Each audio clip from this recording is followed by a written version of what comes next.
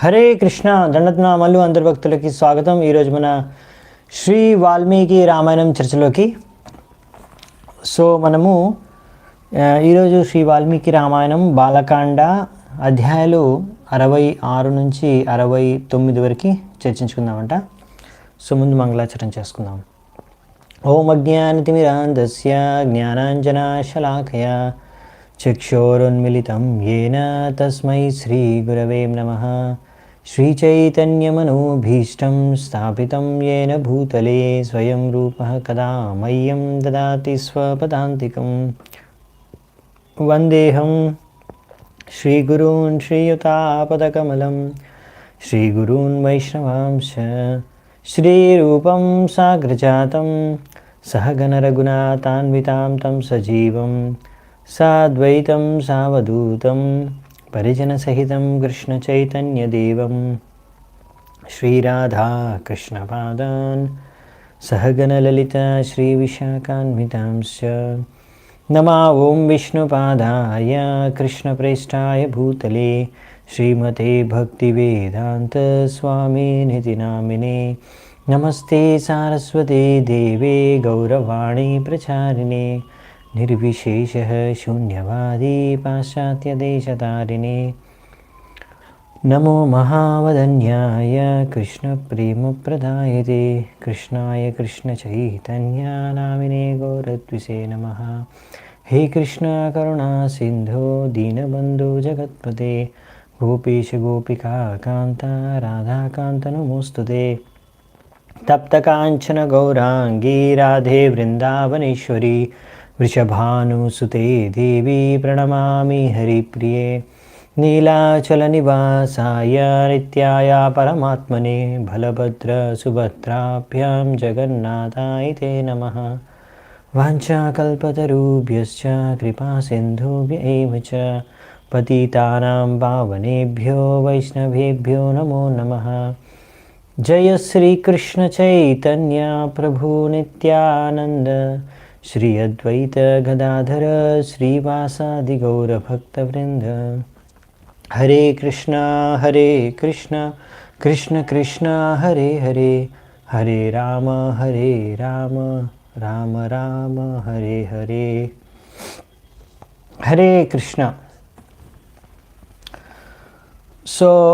మనం ఇప్పుడు ఈరోజు చాలా ముఖ్యమైన అంశాన్ని చర్చించుకుంటాము, కానీ చాలా చిన్న పార్ట్ చూద్దామంటే ఈరోజు.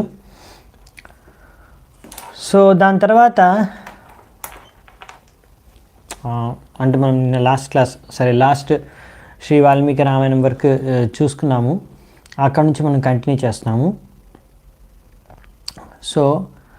ఇక్కడ మనం చూసింది ఏంటంటే పొద్దున్నే చేరుకుంటారు అక్కడ విశ్వామిత్రముని, శ్రీరాముడు ఇంకా లక్ష్మణుడు ముగ్గురు కూడా జనకుడిని కలుసుకుంటారు. జనకుడు కబురు పెడతారు, పిలుస్తారు. మార్నింగ్ రాత్రిపూట విశ్రామం తీసుకుంటారు అందరూ. తర్వాత పొద్దున్న లేచిన తర్వాత విశ్వామిత్రుడు రామలక్ష్మణుడు ఇద్దరితో జనకుడి దగ్గరికి వస్తాడు రాజ్యసభలోకి. అక్కడ ఆయనతో చూసిన తర్వాత వెంటనే జనకుడు చూసి వెంటనే వాళ్ళ విశ్వామిత్రుడికి ముఖ్యంగా ఇంకా ఇద్దరికి కూడా ఆదర సత్కారం చేస్తారు, విశ్వామిత్రుడిని పూజిస్తారు. దాని తర్వాత ఆయన అడుగుతారు, నేను మీ సేవకుడిని, మీరు నాకు ఆజ్ఞ ఇవ్వండి, నేను ఏం చేయాలి, మీకు ఏం సేవ చేయాలనుకుంటున్నాను చెప్పండి, మీరు ఏం సేవ చేయాలనుకుంటే ఆ సేవ చేయడానికి సిద్ధంగా ఉన్నాను అంటారనమాట. అప్పుడు విశ్వామిత్రముని జనకుడిని అంటాడనమాట, సరే రాముడికి మీ దగ్గర ఉన్న శివధనుస్సు చూడాలని ఉంది, అది చూపించండి అని. వెంటనే తప్పకుండా మీ ఆజ్ఞని నేను తప్పకుండా పాటిస్తానని ముందు కొద్దిగా ధనస్సు గురించి కూడా చెప్తున్నారనమాట. అసలు ఆ శివధనుస్సు జనకుడి దగ్గరికి ఎలా చేరుకుంది అని. ఆయన చెప్తారంటది, శివుడి నుంచి ఒక నిమి రాజు నుంచి 6వ రాజు జనకుడు. మామూలుగా ఏంటంటే నిమి మహారాజు నుంచి ఈ జనకుడి యొక్క పరంపర, రాజుల యొక్క పరంపర సాంప్రదాయం స్టార్ట్ అవుతుందన్నమాట, వంశం. ఈ నిమి మహారాజు తర్వాత ఇంకా ఎంతోమంది రాజులు వస్తారనమాట. వాళ్ళందరూ కూడా ఈ యాక్చువల్లీ నిమి మహారాజు తర్వాత ఇంకొక రాజు ఈ మిథిల నగరాన్ని కూడా స్థాపించారు. ఆయన జనకుడు అంటారు. అలా ప్రతి రాజు ఈ యొక్క ప్రదేశాన్ని పరిపాలించే వారిని జనకుడు అంటారు కామన్గా, కానీ ఒక్కొక్క పేరు ఉంటుంది. అలాగే ఎవరైతే నిమి మహారాజు తర్వాత 6వ రాజు, ఆయన పేరు దేవరాత. సో ఆయనకి ఈ యొక్క ధనుస్సు దక్కిందనమాట. సో ఆయన దీన్ని ఎంతో బాగా పూజించుకుంటూ ఆయన యొక్క ఆధ్వర్యంలో ఇక్కడే ఉంచారు. అప్పటి నుంచి మేమందరం కూడా దాన్ని పూజిస్తున్నాము. ఇక్కడ మా యొక్క జనకుల యొక్క ఆధ్వర్యంలోనే, మా ఇంట్లోనే ఉంది దీన్ని. సో ఇది దక్ష ప్రజాపతి యొక్క యజ్ఞం తర్వాత, అప్పుడు ఒకసారి ఒక సందర్భంలో ఆ సమయంలో దక్షుడి యజ్ఞంలో శివుడిని పిలవకుండా ఉండడం తర్వాత, రుద్రుడు వచ్చిన తర్వాత ఆయన అక్కడ ఉన్న కొంతమందిని హతమార్చిన తర్వాత దానికి కారణమైన వారు, దాని తర్వాత దేవతలందరినీ కూడా హతమార్చడానికి వెళ్తారు. అప్పుడు దేవతలందరూ కూడా వేడుకుంటారు. సో శివుడు సరే అనేసి వాళ్ళని వదిలేస్తారు. అలా ఘటనల తర్వాత శివుడు ఈ యొక్క రుద్రుడు ఈ యొక్క శివధనుస్సు, దీంతోనే ఎంతోమందిని హతమార్చిన ఈ శివధనుస్సుని దేవతలకి బహుమతిగా ఇచ్చేస్తారనమాట. అదే దేవతల ద్వారా మాకు దక్కిన తర్వాత వాళ్ళ ద్వారా ఆ ధనస్సు అనేది మాకు జనకుడి దగ్గరికి వచ్చింది అనేసి చెప్తారనమాట జనకుడు. సో ఈ విధంగా దేవతలే దేవరాతకి ఇచ్చారు. అప్పటి నుంచి మా దగ్గర ఉంది ఇది. అలా ఈ ధనస్సు నాకు లభించింది. అలాగే ఇంకో విషయం కూడా చెప్తారు దీంతో పాటు. ఇది ఎలా దివ్యమైన ధనుష్షో, దీని యొక్క గొప్పతనాన్ని చెప్తున్నారు. ఇంకా చూపించకముందే గొప్పతనం దాని గురించి వర్ణిస్తున్నారు. దాని తర్వాత ఇంకొక విషయం కూడా చెప్తారు. ఏమంటే సీతాదేవి ఆయనకి ఎలా లభించింది అని. సో సీతాదేవి కూడా ఒక మామూలుగా ఒక స్త్రీ, ఎలాగైతే స్త్రీ పురుషులకు ఒక పుత్రి పుడుతుందో ఆ విధంగా నాకు లభించలేదు. సీతాదేవి నా పుత్రిగా పెరిగిన ఆమె జన్మం ఒక అద్భుతం అన్నమాట. నేను ఒకసారి యజ్ఞకార్యం కోసం అనేసి ఒక పొలాన్ని దున్నుతున్నప్పుడు, సో పొలాన్ని దున్నుతున్న సమయంలో నాగలితోని ఎద్దులను తీసుకొని పొలాన్ని దున్నేటప్పుడు అలా ఎక్కడైతే దున్నడానికనేసి కొంచెం నాగలితోని అక్కడ మట్టిని తవ్వారో ఆ తవ్విన స్థలంలోంచి, ఆ గుంతలోంచి నాకు ఇక్కడ ఈ యొక్క చిన్న ఒకసారి అలా ఒక ఆడ శిశువు లభించింది. సో అందుకనే ఆమె పేరు సీత అని పేరు పెట్టామన్నమాట. సో ఆ విధంగా ఏ సాధారణ మనిషి కానీ సాధారణ స్త్రీ పురుషులకు పుట్టిన విధంగా ఆమె పుట్టలేదు. సో ఆమె స్త్రీ గర్భం నుంచి జన్మించలేదు, డైరెక్ట్ ఈ యొక్క ధరితిలో మాకు లోపల నుంచి ధరితి నుంచి లభించింది. అందుకనే ఈమె ఒక విశేషమైన జన్మ. సో అందుకనే ఇటువంటి నా పుత్రిగా పెరిగిన ఈ సీతకు, సో ఈమె నాకు ప్రాణంతో సమానం. సో నాకు ఎంతో ప్రియమైన మా పుత్రిక. సో ఈమెను వివాహం ఆడడానికి, ఈమెతో ఎవరితో వివాహం చేయాలి అనే దానికి నేను ఆలోచించి దీన్ని ఒక షరతు పెట్టాను. అంటే ఇంత దివ్య పుత్రి నాకు ఉంది. సో ఈమెకు సరైన తగ్గ వీరుడు మాత్రమే సరైన వీరత్వాన్ని ప్రదర్శించి ఈ యొక్క శివధనుస్సుని ఎవరైతే దీన్ని ప్రత్యంశ అంటారు కదా, స్ట్రింగ్ చేయగలుగుతారో, ఈ యొక్క ధనుస్సుని ఎత్తి దీనికి విల్లుకి స్ట్రింగ్ చేయగలుగుతారో, స్ట్రింగ్ చేసి ఎప్పుడైతే అటువంటి వ్యక్తికి మాత్రమే ఈ స్త్రీ అంటే మా పుత్రిక అయిన సీతను ఇచ్చి వివాహం చేయాలి అని నేను ఒక షరతు పెట్టాను. అలాగైతే ఒక యోగ్యమైన వ్యక్తి, వీరుడు, సరైన వ్యక్తి లభిస్తాడు అని మీకు భర్తగా. ఎందుకంటే చాలామంది ఆమె పెళ్ళాడదామనేసి, ఆమె వివాహం చేసుకుందామనేసి సీతను ముందుకొచ్చారు. కానీ నేను ఇలా చెప్పాను, ఇది నా షరతు, మీరు నిజంగా సీతను వివాహం చేసుకోవాలి అంటే మీరు మీ యొక్క వీరత్వాన్ని, మీ యొక్క శక్తిని రుజువు చేసుకోవాలి, మీ గొప్పతనాన్ని. అప్పుడు దీన్ని ఎలా అంటే ఈ శివధనుస్సుని ఎత్తి దానికి స్ట్రింగ్ చేసి, దాని తర్వాత ఎవరికైనా గుర్తుంటే చెప్పండి, స్ట్రింగ్ చేయడాన్ని ఏమంటాము మనం, నాకు గుర్తుకు రావట్లేదు వెంటనే. వాక్కు పెట్టడం, ఎక్కు పెట్టడం అంటారు అనుకుంటా, వాక్కు పెట్టడం. Okay, thank you. సో అలా ఎక్కువ పెట్టడం లేదా వాక్కు పెట్టడం అంటారు కదా, స్ట్రింగ్ చేయడం. వాక్కు పెట్టడం అంటారా, ఎక్కువ పెట్టడం, anything fine, no problem. So ఈ విధంగా ఇక్కడ ట్రై చేశారు, కొంతమంది వచ్చారు.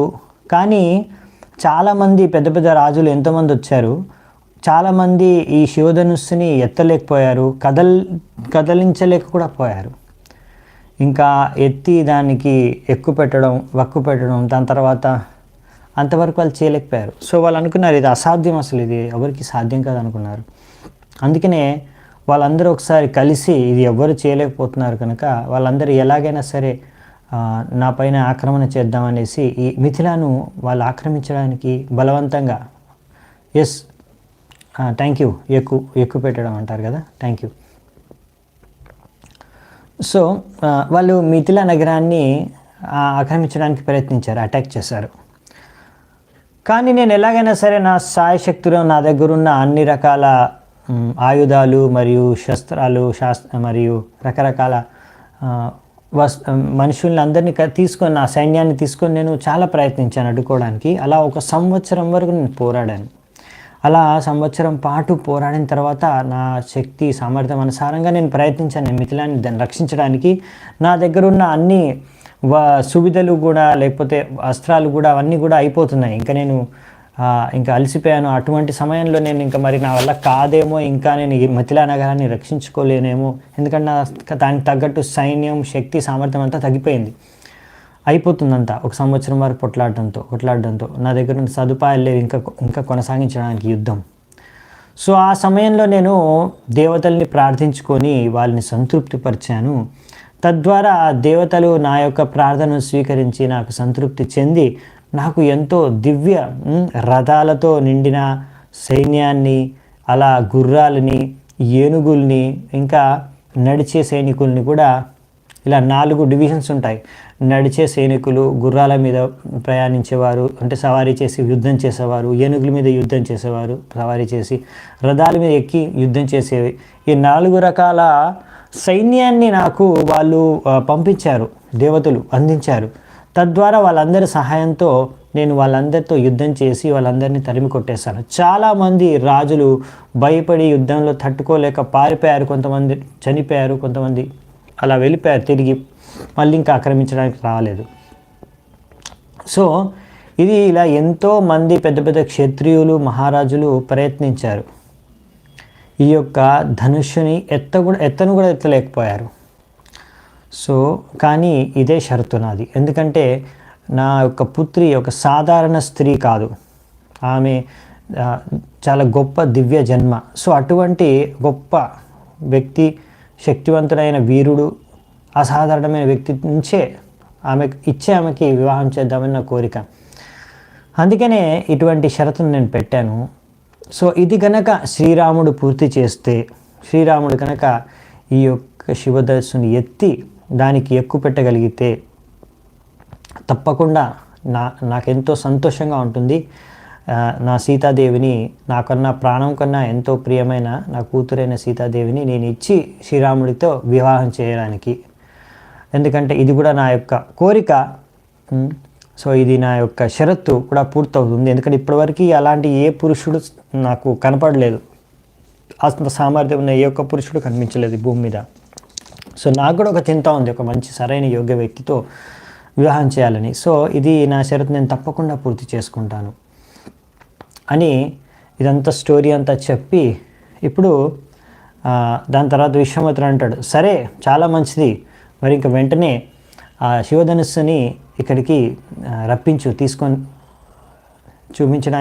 చూపించు అని చెప్తారు మళ్ళీ జనకుడికి. సరే జనకుడు వెంటనే అక్కడ ఉన్న కొంతమంది అధికారులకు, సైనికులకు చెప్తారనమాట, ఆదేశం ఇస్తారు. వెంటనే ఆ శివధనుస్సుని ఏదైతే మనం పూజిస్తూ ఉంటామో ప్రతిరోజు, పూల మాలలు, ఇంకా మంచి చందనపు పేస్ట్ పెట్టి ఇంకా రోజు పూజ చేస్తారు శివధనుస్సుని. ఆ శివధనుస్సుని చాలా జాగ్రత్తగా ఒక పెట్టెలో ఆ పెట్టెకి చాలా పెద్ద పెట్టె ఉంటుంది, దాని కింద చక్రాలు కూడా ఉంటాయి అన్నమాట, 8 చక్రాలు ఉంటాయి. ఆ పెట్టెలో డబ్బాలో మూసేసి పెడతారనమాట, ఎంతో భద్రంగా సమకూర్చి దాన్ని తీసుకురమ్మని చెప్తారు. సో దాన్ని తీసుకురావడానికి 5,000 మంది, సో 5,000 మంది ఎంతో కష్టపడి ఆ యొక్క చెక్క డబ్బా పెద్దగా ఉంటుంది, దానికి 8 చక్రాలు ఉంటాయి, అందులో శివధనస్సు ఉంటుంది. దాన్ని ఎంతో కష్టపడి చాలా కష్టం మీద 5,000 మంది కలిసి దాన్ని జనకుడు ఉన్న రాజసభకి దగ్గరికి ముందుకు తీసుకొచ్చి పెట్టారు. సో ఇదనమాట, అంటే 5,000 మంది దాన్ని లాగడానికి, ఆ యొక్క ధనస్సు ఉన్న ఆ యొక్క బాక్స్ని లాగడానికి తీసుకురావడానికి 5,000 మంది పట్టారంటే చూడండి మరి ఎంత పవర్ఫుల్లో, ఎంత శక్తివంతమైందో. సో అది రాగానే చెప్పారనమాట జనకుడు, ఇదే శివధనస్సు చూడండి, దేవతలు, అసురులు, రాక్షసులు, గంధర్వులు, కిన్నరులు ఇలా ఎంతో మంది ఉన్న వాళ్ళు ఎవ్వరు కూడా ఈ శివధనుస్సుని వాళ్ళు ఎక్కువ పెట్టి దీన్ని యూజ్ చేయలేరు. అంటే దీన్ని బాణాన్ని పెట్టి దీన్ని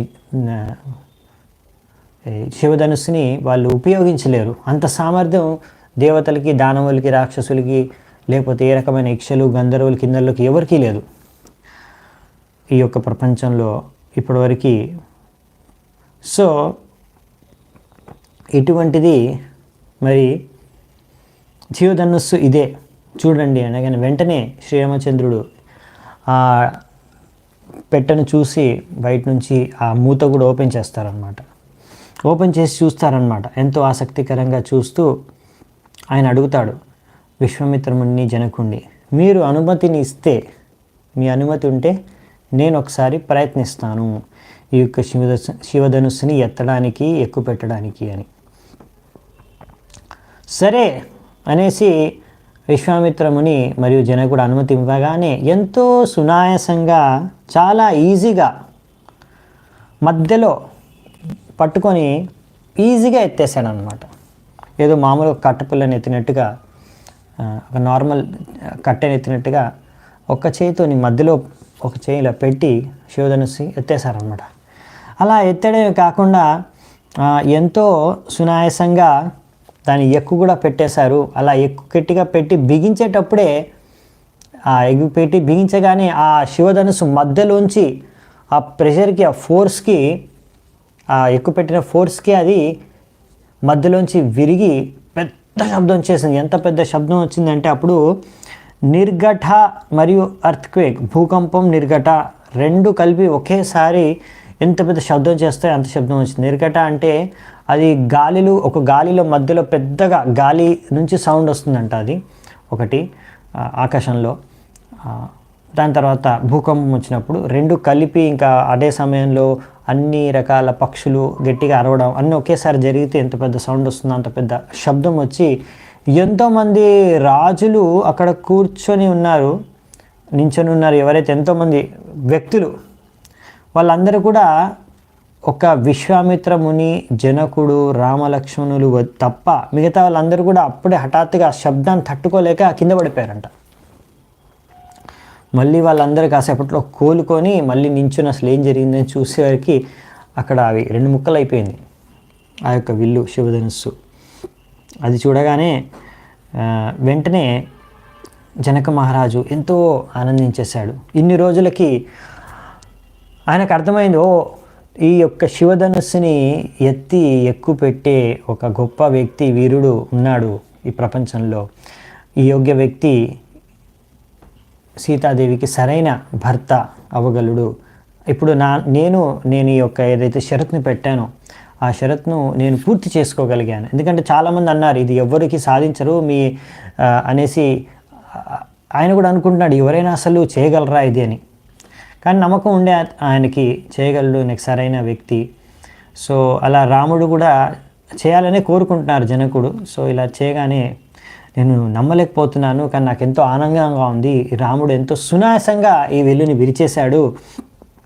సో నాకు ఇప్పుడు మీరు ఆజ్ఞ ఇస్తే, విశ్వామిత్రుడికి చెప్తున్నారనమాట, నేను వెంటనే మా యొక్క మంత్రులకి కబురిచ్చి పంపిస్తాను, అయోధ్యకి దశరథ మహారాజుకి చెప్పమని ఇక్కడ జరిగిన ఘటనలన్నీ ఇప్పుడు ఇలా సీత మరియు రాముల యొక్క మేము వివాహం చేయాలనుకుంటున్నాము, దానికి వారి అనుమతి, ఇంకా వారిని ఇక్కడికి పిలిపించడానికి, వాళ్ళని తీసుకొని రావడానికి నేను మంత్రుల్ని పంపించాలనుకుంటున్నాను.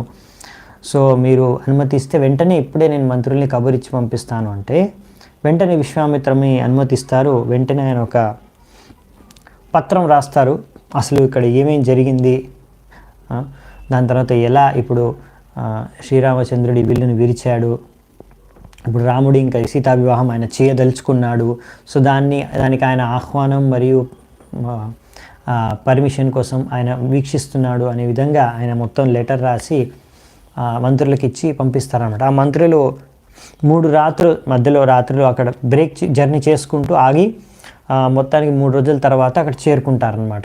ఎక్కడికి? అయోధ్యకి. అలా అయోధ్యకి చేరుకోగానే బయట అయోధ్య రాజమహల్ బయట ఉన్న గేట్ కీపర్స్ ఉంటారు కదా, వాళ్ళ దగ్గరికి వెళ్ళి అక్కడ చెప్తారనమాట, ఇక్కడ జనక మహారాజు మమ్మల్ని పంపించారు ఒక ముఖ్యమైన సందేశంతో, సో మేము దశరథ మహారాజుని కలవాలి అని. సో వెంటనే వాళ్ళు దశరథ మహారాజు ముందుకి తీసుకెళ్తారనమాట.